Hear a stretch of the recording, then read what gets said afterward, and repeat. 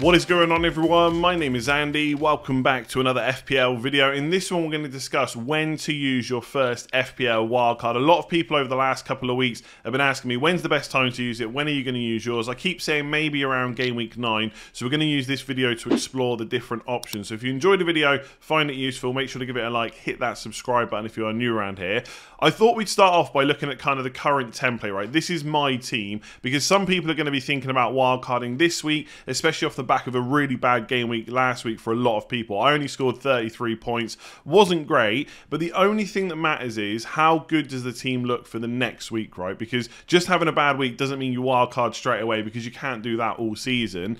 And I look at this team and look, obviously some of you are going to have slightly different players in there. There's going to be some Spurs players, Newcastle players and stuff like that. But a lot of these players are going to be in a lot of people's teams, right? So triple Arsenal against Everton at home, perfectly good. They played pretty well against Man United. I'm sure they're going to get a few goals against Everton. Happy to have 3. I'm still happy with 3 Liverpool players, despite what kind of a lot of people are saying about them. Look, they haven't been as good as maybe they usually have, but you look at their expected goals per 90 so far this season, it's still pretty good, even if you take out the Bournemouth game. It's maybe not quite at the level we're used to, but it isn't that far off, right? They're only second to Man City so far this season, so I'm not going to lose complete hope in them yet. I think Trent against Wolves is perfectly fine. Diaz, maybe, if he looks like he's a rotation threat against Wolves, then I may have to take him out, but that's just one issue, right? But otherwise, triple Liverpool against Wolves looks okay. I know Wolves have done well so far this season, but we know how good Liverpool can be, so I'm not really worried about that. Haaland obviously going nowhere.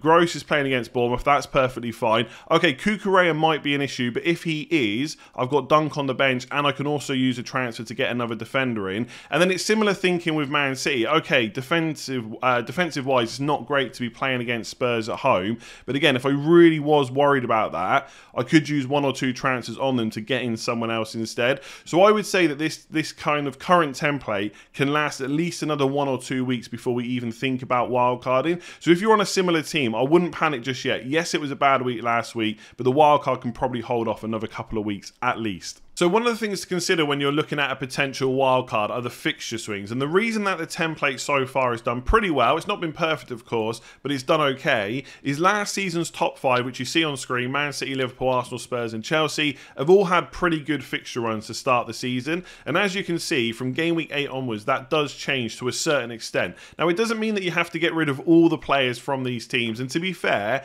after Liverpool at home in game week 8 for Chelsea, their fixture run's actually pretty good, especially from like a defensive point of view. I think most of us are going to want to have Reece James in our team still, but ultimately the fixtures do get a bit more difficult because these teams start playing each other. So you look at Man City, game week 8 is okay, Wolves away. I think if I had Haaland and maybe 1 or 2 defensive options, I'd be perfectly happy with that. And Southampton at home in game week 10 looks really nice as well. I think Haaland will be a captain for a lot of people, so you're not going to obviously get rid of them. But outside of that, Man United I would say are on the up. I think they're improving. It is quite slow. I think Arsenal could have won that game potentially yesterday if they just got a few more things right, but that is still going to be a more difficult fixture than we viewed it at the start of the season. Then they got Liverpool away and Arsenal away in game weeks 11 and 12.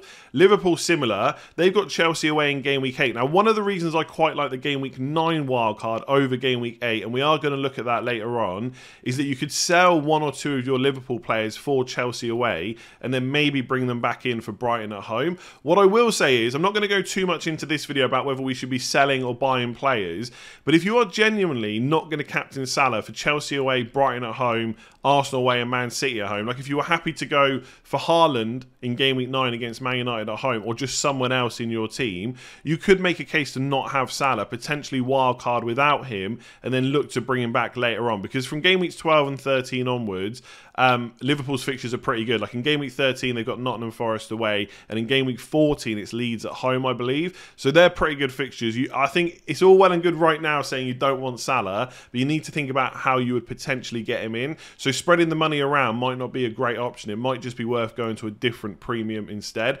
Arsenal's fixtures, they're okay in game week 8, Brentford away. Then it gets really tricky. They've got to play all of Spurs, Liverpool and Man City at home. I would argue we don't need too many Arsenal players for that fixture run. Some people might want to keep Martinelli because he's such good value, and there's maybe not too many other options at kind of 6.5 or below that are doing really well right now. Obviously Gross, Trossard and Rashford are all options at the moment, but I think a lot of people will keep Martinelli for that run. Spurs fixtures are actually pretty good still. So Leicester at home in 8. Arsenal away is a bit trickier. Brighton away is not necessarily an amazing fixture, but it's okay. And they've got Everton, Man United, Newcastle. So the fixtures are decent enough.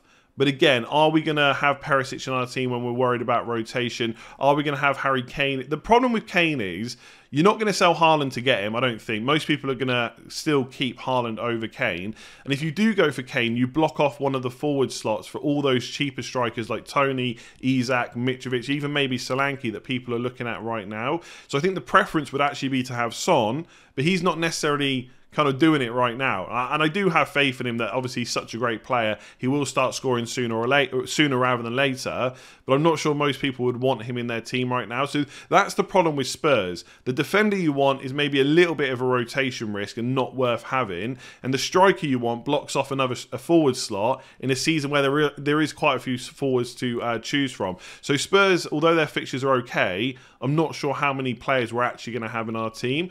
And then Chelsea are pretty decent, but I think, look, Sterling's nearly 10 million. I don't think he's quite got back there yet. That is an awkward price point. Aubameyang at 9 million also feels a little bit awkward. We'll have to see how his minutes are, you know, over the next couple of games, of course. And then in defence, everyone's going to have Reece James, I assume, anyway, and maybe Fofana. So we're only really looking at defenders. So although the fixtures are bad, there's still going to be players from these teams we want, and some players like from Spurs that are just going to be difficult to fit in. But the fixtures coming up are difficult. It might not be a case of getting rid of all the players from these teams, but we're going to have to start looking at getting rid of a few, I would say. So if we're going to be looking at wildcarding to get rid of players with bad fixtures, we need to look at which players have good fixtures that we can possibly bring in. And I've got to be honest, it's not that exciting. I've become quite attached to the team that I've got because it's all players from decent teams that are doing well. And all of a sudden, I've got to look at kind of Leicester, Fulham, Newcastle, Villa and West Ham. And some of these teams do have good options, but I think the amount of options are limited. Now, it's also worth noting, just before we discuss these ones, Crystal Palace also have a fairly good run. I think a lot of people will be looking at Zaha. Maybe some people will look at Guaita in goal as well. And there's also Bournemouth that have quite nice fixtures. But realistically, the only two options from Bournemouth you're going to be looking at is Solanke up front if you need someone to fill a very cheap forward slot. And I don't think it's completely knee-jerk to think about him. He is pretty much nailed on. Going to play 80 to 90 minutes most games. Should be on penalties as well. With good fixtures at 5.7, he probably is a better option than any midfielder going forward for 5.7 million or less. So don't completely rule him out. The other one, I wouldn't be looking at Dean Henderson personally. The only other one I would look at is Nico Williams, just because he's so cheap. So Zaha, Guaita, Solanke and Nico Williams might also be options.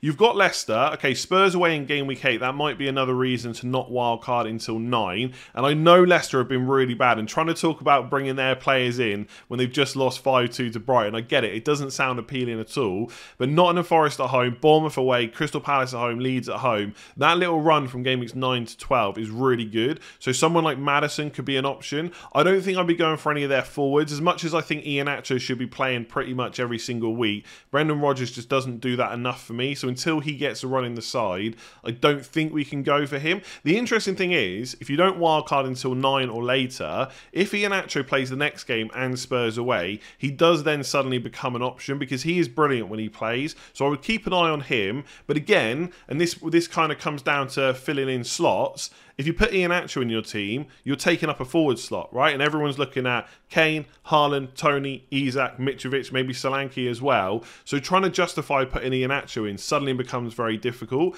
And I don't think most of us want to go for a defender right now. We're still probably going to have Ward in the team if he's number 1, maybe Everson if he gets a shot before number 9. But right now, the only player I really see us putting in is Maddison. I think he could be an option, right? So maybe one player from Leicester. Fulham is Mitrovic, and that's about it. I don't think I'd be looking anywhere else apart from obviously Andreas Pereira for the bench. That's just one option from there. I think for Newcastle, it's Isak, Pope and Trippier are the only three that I would consider. So they are definitely worth putting in on a wild card. But I also think a lot of people will be looking at putting them in their teams anyway. I will certainly have Trippier, I think, for that Game Week 8 fixture against Bournemouth. So having to wild card to get him in doesn't really matter because I'm probably going to have him anyway.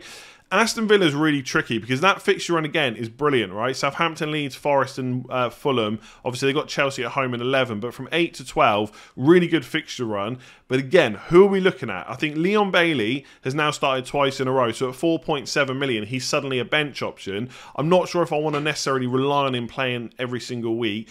You go to the forwards like Watkins, again, you have that issue that they're then blocking another forward who I think most people would prefer. We're not going to go for Martinez in goal. I say we, by the way. I know obviously everyone has a different opinion. That's just kind of phrasing, right? It's bad from me. I should say I. And then you look at defence. You could put someone like Luca Dean in, but I think for most people's wildcards, I don't think we're completely going to be off. There's the we again. Trent, Cancelo maybe, Reece James, then you may be looking at Fofana, maybe looking at Trippier. Where does Luca Dean fit in? It might be that he's a good option because of the fixtures, but again, I'm trying to think about what most people in the community are going to be thinking. Probably not too many Aston Villa players, even with those fixtures. And then you come on to West Ham. I like Antonio. I think he's looked better over the last couple of games, but I always worry that Scamacca will take minutes off him. And then maybe a defender, but then I've just talked about all the other defenders we're going to have anyway. And you look at Bowen, he could be an option for sure. He's come down in price as well. But I've just talked about Maddison. They're both £8 million midfielders. From what I've looked at with how wildcard teams will look, it's going to be difficult to fit in two £8 million midfielders. In fact, I think it's almost impossible given the players that I know people are going to be looking at. So although these teams have got really nice fixtures, the reality is we're not actually going to pick too many players from these teams, I don't think. Unless you just get rid of Salah and don't go for a second premium, which could be an option. There's just not a huge amount of players. So I still don't think it would put me off wildcarding, but I don't think we're going to actually change as many players as we think. I think a lot of it could just be periphery players, those ones on the bench, for example. So before we go through what a Game Week 8 and 9 wildcard might look like, I just wanted to go through some general notes first of all. So as I've said before, you're not ever likely to change more than 3 to 5 key players on a wildcard. And by key players, I mean those that aren't on your bench, right? So for your first 11, 3 to 5 is probably a good barometer of what you'll change on a wildcard. And the reason I say that is a lot of people are kind of waiting for a disaster to happen where they almost need to overhaul the whole squad. If you're a fully engaged manager, making transfers every week, keeping an eye on form, fixtures and stuff like that, your team is probably never going to be in that position. So if you feel like you can make a good few key changes, that probably is a good time to wildcard, whether it's this week, Game Week 8, Game Week 9, or even later on. If you're really unsure, you could delay the wildcard decision by making a good short and long-term move this week. So for example, for the team that I showed you earlier, my team, I've got 2 free transfers. I could do someone like Cucurella or Gabriel to Trippier. Whether or not I play him this week, it doesn't really matter. That is a good move both in the short term, because in Game Week 8 he's got Bournemouth at home, then some nice fixtures to come. It's also a good long-term move because Newcastle's fixtures are good for a little while. And whether or not I wildcard or not, he's just a good player to bring in right now and for later on as well. I could then roll the other transfer and in Game Week 8 then decide what I want to do. For what it's worth, it is kind of handy to lock in that wildcard decision, because then you can try and maximise points, maybe take a few punts in the game weeks before. So I've been looking at, for example, Man United players against Leeds in Game Week 8. I don't want to bring them in and then decide that I don't want a wildcard, because I probably don't want to hold them in the medium to long term. So just think about that. A wildcard lets you also easily move to a 3 forward setup. One of the issues I have with moving to 3 forwards is unless I sell Cancelo, I'd probably sell Luis Diaz. I just bring in a bench option from midfield, probably Leon Bailey, and then I upgrade my bench forward to like Mitrovic or Tony or Isak or someone like that. And that's fine to do, but essentially you're using 2 transfers to only get in 1 player that you're actually going to play most weeks. A wildcard lets you fix that plus other issues all in one go. So that's one of the reasons I like wildcarding soon, because I do need to move to that 3 forward setup. Again, I may bring in Mitrovic without the wildcard, but that is just something worth noting. One of the things I like about the Game Week, or a few things I like about the Game Week 9 wildcard, is you get to do it during the international break. So you get a little bit more thinking time. Some people will say that's a bad thing, but you get a bit more thinking time. There could also be injuries and stuff like that over the international break. You can see who plays a lot of minutes and things like that. So that could be handy. I think if you do it the week before and then you get a bunch of issues from the international break, and it's probably unlikely you're going to suddenly get like 3, 4, 5 injuries, I just don't know if there's enough benefit for going Game Week 8 rather than just delaying until after the international break. So that's one of the things I like. It also means you can keep Arsenal players for Brentford away if you think that's a good fixture. And you can also sell your, like, if you want to keep Liverpool players on your wild card, the idea of selling them in Game Week 8 for Chelsea away, although not like Chelsea have been brilliant defensively so far this season, but I would still see that as a difficult fixture. You could sell some of them for that game and then wild card them back in. Obviously, if you don't want Liverpool players at all, you could just take them out and wild card completely, but that is one one of the benefits for going game week 9 over game week 8. Game week 12 is another, like it could be game week 11, 12 or 13 is another game week that I've kind of looked at, which would allow you to transfer in or wildcard back in all the players from the big teams. So although they have fairly bad fixtures, a lot of them from come game weeks 8 to maybe 10, 11. After that, the fixture runs get pretty good again for like Arsenal, Liverpool, etc. So you could use your wildcard to transfer them all back in. That really depends on whether you've got enough transfers right now to sell the ones that you want to sell. And again, I'll look at that for my own team later on to give you an idea. But if you're suddenly using transfers over the next few weeks and you've still got players you don't really want, it's probably better just to fix it now with a wildcard instead. And when I say now, I mean kind of right now, game week 7, but it could be 8 and 9 as well. So I've put together a kind of rough wildcard to give you an indication of what I think people might be looking at when they hit the button in game week 9, right, over that international break. This doesn't mean this is a perfect team. It doesn't mean this is the exact team that I will go with if I wildcard that week, but it gives you an indication, right? And there's obviously a few things to think about. We'll have 2 weeks worth of information as well from game week 7 or 8 to maybe help with our decisions. By that point, you might have finally decided that I'm definitely keeping Salah, I'm definitely getting rid of him. It could be Tony instead of Isak. If you want like someone like Maddison or Bowen in instead of Zaha, then Isak to Solanke might be an option. It might be that you have to downgrade the defence. It might be that you don't want double Newcastle defence, Trippier and Pope. You want to put Guaita in goal instead. There's lots of things still to consider, but this gives you a rough idea of what it might look like. And also, given your current team and the amount of transfers you've got, how easily you can switch to a team like this. Because if you're not too many transfers off, it might be worth delaying the wild card to a little bit later. So I think it's a fairly good team. I think you switch to the 3 up front. I got to be honest, I say it's a fairly good team. I actually kind of hate it given how good our teams look right now with all those Liverpool players, Arsenal players and Man City. There is going to be some big decisions to make. You still have in this team 2 Man City, 2 Chelsea, although I don't know if I would play Fofana every single week. I think Reece James is just someone you can never bench, but because of the attacking threat from Fofana, you probably can bench him in certain games, so he would be on the bench most weeks. I've still got double Liverpool. Like I said, that is a big decision to make. I don't think that I would be captaining Salah a huge amount from game weeks 8 to kind of 11, so that is something worth considering. I just really don't want to put myself into a position where I can't easily get him back. I think it's all well and good spreading the funds around, but once those good fixtures hit, I know I'm going to want him back. So that's what a wild card for game week 9 could look like. Obviously there's a few changes that you can make, but it gives you a pretty good indication. So although I think a lot of people in the community are thinking about wildcarding in game week 9 during that international break, I know there's quite a few people that are looking at game week 8. So what I thought I would do is take that wildcard team that I've just put together, where of course there could be some changes made to it, and had a look at what it could look like for game week 8 instead. Because the reality is, whether you do it in game week 8 or game week 9, you're going to have a very similar team. You're not going to dramatically change it because you're targeting that fixture run from game weeks 8 to 12, right? So that's what you're thinking about. So this is what it looks like. And by the way, this is all been done on a website called FPL.team, which has got a really good FPL team planner, so make sure you check that out.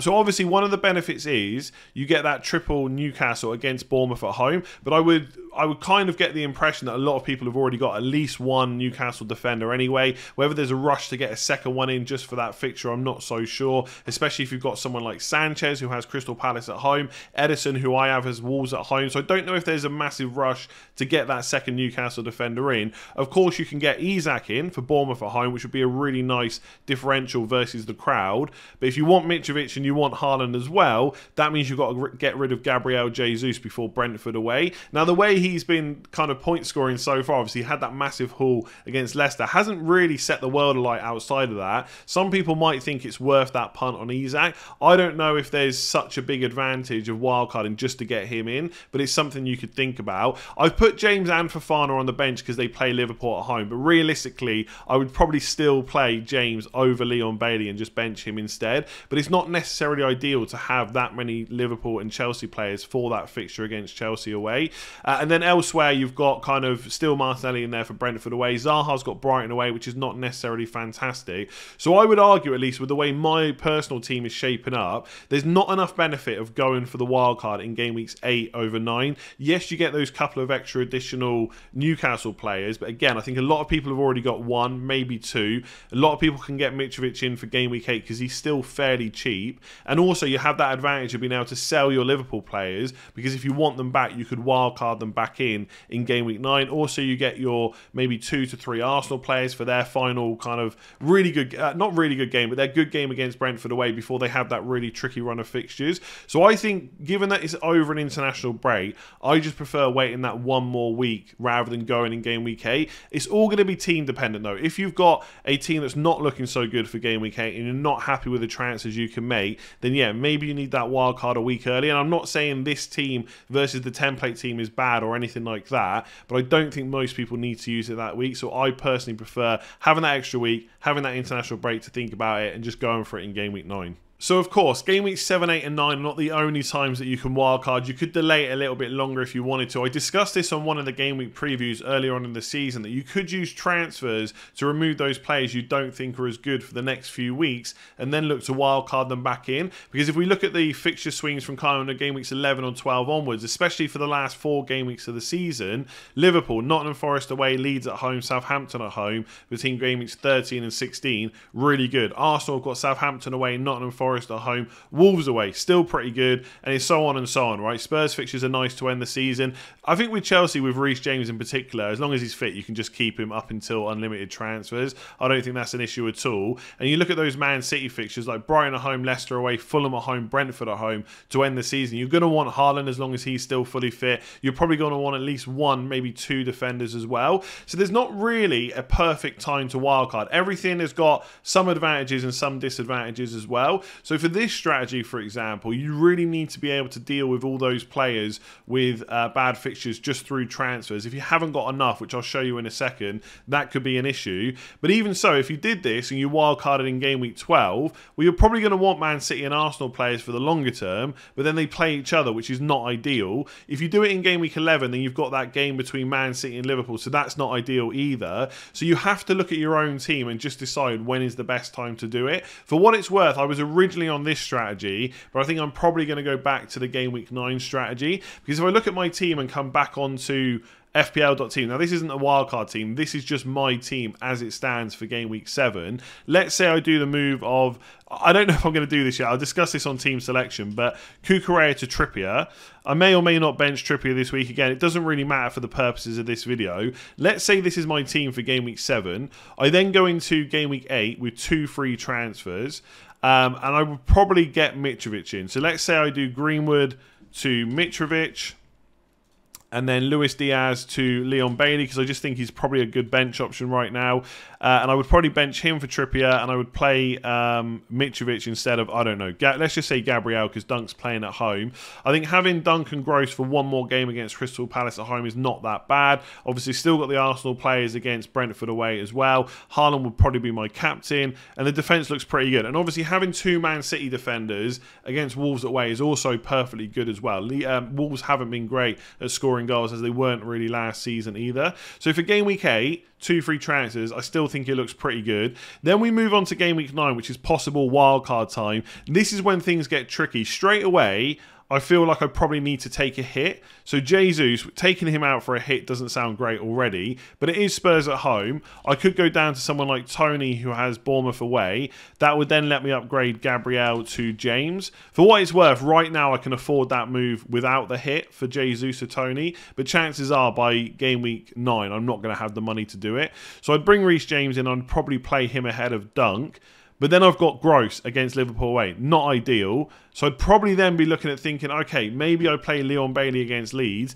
If he's still getting good minutes, that could be a good option. But there's no guarantee there. Do I want to leave myself in a position where I've got to play Leon Bailey? Now, this is game week 9, so I could just wildcard. But if I'm going to wildcard in 9, I maybe make different transfers in game week 7 and 8. So it depends whether I want to leave my options open. And then you go forward. Game week 10, obviously, Martinelli against Liverpool at home, Salah against Liverpool away. That probably doesn't matter too much, because ultimately I'm going to have those players on my wildcard anyway. And then I could bench the 2 Brighton players. But again, I'm reliant on Leon Bailey. So perhaps at this point, I need to start thinking about getting rid of Edison. But he's got good fixtures this week. So it's like I said, there's not really a perfect week to do it. I don't think that this team is so far left behind wildcard teams that I have to use the wildcard in game week 9, but I think there's enough moves that I want to make, plus it avoids having to take that hit for Jesus to Tony against Bournemouth. It could work out. I get to game week 11, then I've got Man City and Liverpool players playing each other. Maybe that's the week that I wildcard, but again, I'd want to keep them long term.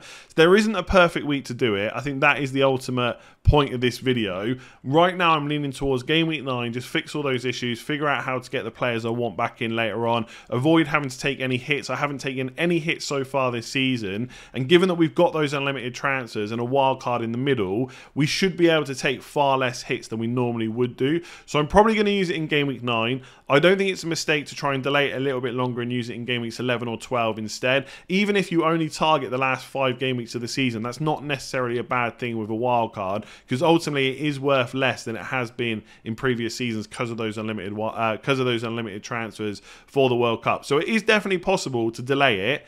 It's all going to depend on your own preferences for which way you decide to go. Let me know in the comments below which way you're thinking right now. So there we go. Hopefully you found that useful and enjoyed it. If you did, you know what to do. Make sure to give it a like and hit that subscribe button if you are new around here and haven't done so already. We are building towards 350,000 subscribers, which I would love to get to before the end of the season. I'll have plenty more videos this week, transfer tips tomorrow, team selection, game week preview, all that usual good stuff. If there's enough people wildcarding this week, I might make a wildcard game week 7 video, but I feel like most people are going to delay it till game weeks 8 or 9. So I don't know if I'll make that. We'll have to see later on. And of course, deadline stream on Saturday, but that's ages away at this point, so let's not worry about that. If you enjoyed that one, give it a like, hit subscribe, let me know in the comments below when you're wildcarding, and I'll catch you again tomorrow.